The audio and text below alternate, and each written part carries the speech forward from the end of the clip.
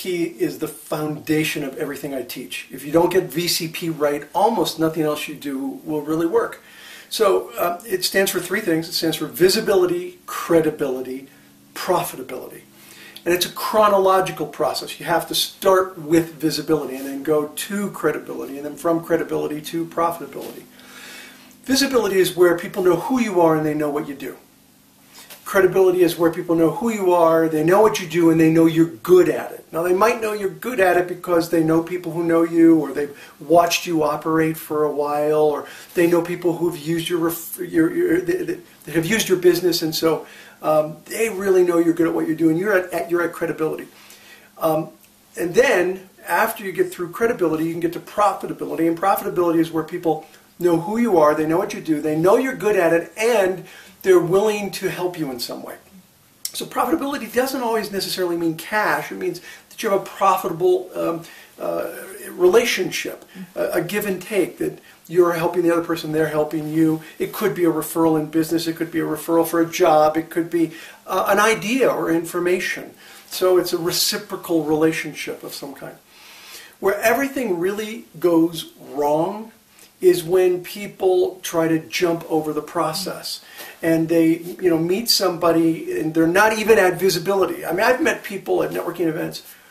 If I met them a week later, I would have no idea who they were and what they did. But I'd meet them at a networking event and they're asking for a referral or asking for business. A really good example is, I do this whole presentation on the butterfly effect of networking and how I've had an opportunity to meet Richard Branson several times. And it's a great story, but I know that whenever I tell that to a large audience, there's going to be someone who comes up and says, "Hi, my name's so-and-so. You know what? I'd really love for you to introduce me to Richard." And that happened, it happened not long ago, where they're like, "I've got this great service. It's a marketing service that'll help with his credit card processing, and he would be perfect, and this would be perfect for him. Would you give me a referral?" And I looked at him and I said, "I'm sorry, my name's Ivan. What was your name again?" And it was the kind of a pattern interrupt was my goal. Was because they were on this roll, they were selling. We weren't even at visibility, forget about credibility. And they're asking for this introduction, and there's no chance in hell I would give somebody a referral to someone like that when I don't know anything about this individual. It's just not a chance. Plus, the fact that I need to be at really strong credibility with somebody to give them the referral. And up until recently, I don't think I was. And so I was barely at visibility with Branson. And here's somebody that I have no visibility with who wants me to make an introduction. Not going to happen. No chance. And that is done often. And that's why a lot of people don't like networking. They kind of, this will really date me, they kind of view networking like Herb Tarlick.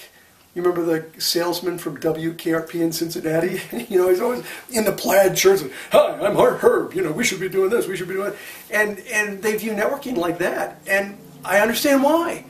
Because that's really not relationship networking. That's just selling.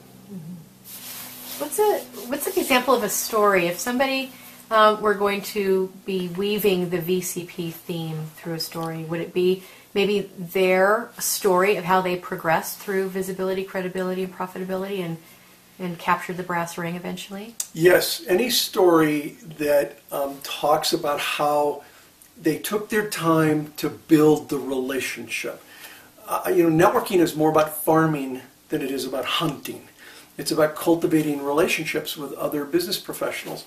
And so if you have a story about where you took your time to build that connection and to build that trust with the other person, and that you go from really pre-visibility. There's actually a fourth stage I haven't talked about that comes before visibility. I call it invisibility. You are invisible to the people who you are trying to do business with. And there's even a sort of a 4A that comes before visibility, and that's called irritability, where people are just plain irritating. They're trying to sell, and they're really irritating. So what you want to do is tell a story about how you went from simple visibility with someone where they really just kind of knew your name, and then built that relationship where you were very visible. They knew who you are and what you did, and then how you established credibility. That's really the key. And people say to me, how do you do it? Well, it really depends on who you're talking to. You establish credibility differently depending on what the needs of that individual are. So the best way to establish credibility is to find a way to help someone. If you can find a way to help someone by asking them questions and finding out what's going on, and by the way, by help someone, I don't mean sell them your product or service. I mean genuinely find a way to help them.